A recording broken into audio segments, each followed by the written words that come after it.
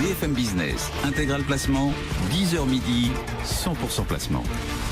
Et du court-termisme ou pas des uns, on passe au temps plus long d'un placement liquide, le vin. Bonjour Angélique Delinxin.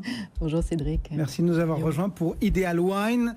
Période de l'année un petit peu particulière, il se met à faire beau, il se met à faire chaud et nécessairement nos goûts en termes de vin changent un petit peu pour des vins plus légers. Et du coup on se pose assez rapidement la question de se dire mais un vin plus léger, est-ce que c'est un vin sur lequel on peut vraiment investir ou c'est juste comme on dit un vin de soif ? Il y a plusieurs questions dans votre question. Je sens déjà l'incantation au retour du soleil dans vos propos. Les vins du Sud, alors déjà, qu'est-ce que vous entendez par vin du Sud ? Il y a le Sud, on peut le situer au sud de la vallée du Rhône déjà. Et puis ensuite, si on descend sur la route des vacances, on va aller jusqu'en Provence et puis peut-être même jusqu'en Corse.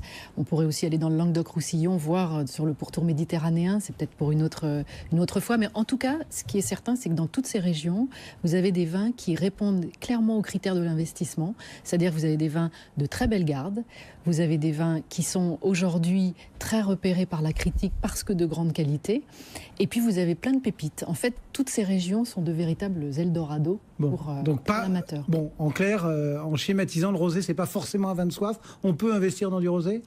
Alors le rosé, c'est un cas un petit peu particulier. C'est vrai que la plupart des vins rosés sont vinifiés de manière à être bu relativement rapidement dans l'année qui suit leur production. Mais vous avez un certain nombre de domaines qui ont entamé des démarches pour en faire des vins de gastronomie. Et d'ailleurs, si vous oubliez quelques bouteilles dans votre cave une année et que vous les ressortez l'année suivante, quand le domaine est de qualité, vous aurez de belles surprises. Je pense par exemple à ce que fait le château de Pibarnon, qui sort même une cuvée de ce qu'il appelle le rosé d'automne, donc un vin qui est destiné à être bu plus tard que simplement autour d'une grillade l'été. Et puis vous avez bien sûr à Palette le château Simone qui est extrêmement réputé à la fois pour ses grands rosés qui avec le temps prennent des nuances de rose, de fleurs, de thé légèrement épicés, absolument magnifiques. Également des très grands blancs. Donc oui, des vins de garde. Qu'est-ce qu'on peut trouver d'autre justement dans cette palette des vins du Sud ? Qu'est-ce que vous nous recommanderiez d'avoir dans une cave d'investissement là pour le coup ? Alors bien sûr, quand on parle de la vallée du Rhône, on pense au sud à Châteauneuf-du-Pape, qui est une gigantesque appellation, donc il faut être assez sélectif puisque sur les 3200 hectares de vignes, vous avez à peu près 80 propriétaires, donc des domaines stars, très repérés par le pape de la notation qui a été Robert Parker. Donc je pense à Château Rayas qui, nous, en presque 20 ans d'analyse d'évolution des cours, on n'a jamais connu aucun affaissement sur les prix de ce domaine. Mais vous avez également le Clos des Papes, très apprécié des amateurs américains. Vous avez Henri Bonneau pour sa rareté, un domaine un producteur qui aujourd'hui n'est plus là et donc dont les vins sont très recherchés. Et puis vous avez tout autour de cette appellation des appellations satellites qui sont vraiment en très très forte progression à des niveaux de prix qui n'ont rien à voir avec ce qu'on peut trouver à Châteauneuf. Je pense par exemple à Vaqueras, Kéran, même à Baume de Venise. En fait, dans toutes ces appellations, vous avez à la fois des domaines historiques, Gigondas aussi, par exemple. J'allais dire, ce sont des noms qui sont ultra connus dans la sémantique viticole, mais qui sont pas... peut-être qu'ils n'ont pas émergé aussi fort qu'ils auraient dû dans le monde, enfin dans une thématique de placement ?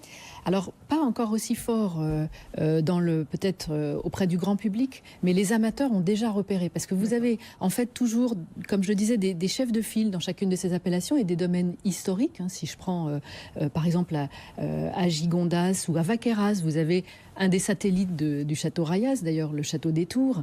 Et puis, dans ces appellations, vous avez des domaines plus pointus qui souvent d'ailleurs ont pris le virage du bio, voire de la biodynamie, et qui sont aujourd'hui très repérés des amateurs les plus pointus. Est-ce que les amateurs pointus repèrent aujourd'hui, ce sera le placement de demain. Donc, vous avez des domaines à suivre de très près, comme la Bouissière, la Monardière, la Ferme Saint-Martin, Oratoire Saint-Martin. Vraiment là, de très bons conseils, et ceux qui auraient l'oreille qui teinte peuvent réécouter bien évidemment vos propos pour noter tous ces noms en podcast. Mais comment est-ce qu'on fait pour les dénicher ? C'est-à-dire que là, on ne peut pas encore les trouver en surveillant vos ventes aux enchères, etc. sur Ideal Wine. Il faut parcourir peut-être des publications plus vin que placement. Oui, alors c'est vrai que les guides font un travail phénoménal d'identification de ces domaines.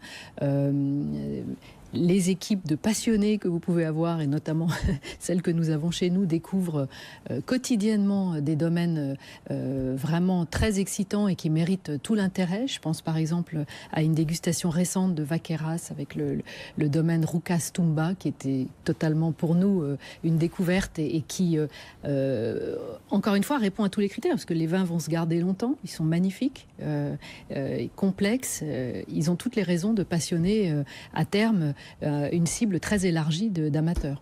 Bon, et ben voilà, donc quelques détours dans le sud pour sortir peut-être un peu de l'idée des vins de soif qu'on a lorsque monte la température. Merci beaucoup en tout cas Angélique de Linxin d'avoir débroussaillé un peu cette route pour nous, la directrice générale déléguée d'Ideal Wine.